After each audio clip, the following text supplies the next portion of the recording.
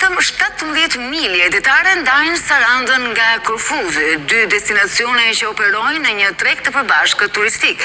Fqinjësia është kthyer në burim frymëzimi dhe bashkëpunimi, por edhe rivalitet, veçanërisht në industrinë e kroçerave.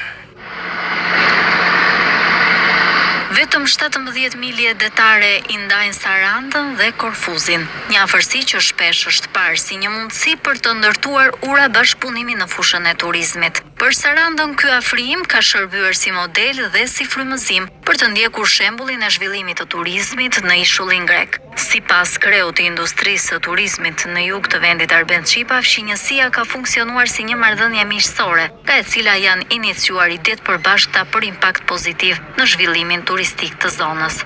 Ne të dyja palët në bashkëpunim iniciojmë ide të reja përballë partnerëve tanë të tretë, të cilët kanë dhe burimin e turistit, le themi burimin e vizitorit, dhe në këtë kuadër e kemi parë që ka funksionuar. Por përtej bashkëpunimit, Saranda dhe Korfuzi operojnë në një hapësirë të përbashkët turistike dhe konkurrojnë pothuajse në të njëjtin treg. Ajo çka është qëndron dhe quhet akoma konkurrencë, dhe kjo do jetë e vështirë për të i kaluar, është industria e kroçereve, ku Korfuzi si një destinacion i cili ndodhet shumë afër në distancë nga Saranda, normale është të pretendoj të ofroj këtë lloj infrastrukture për këtë industri, kapacitete padyshim për kroçeret, edhe alternime të programeve të ndryshme.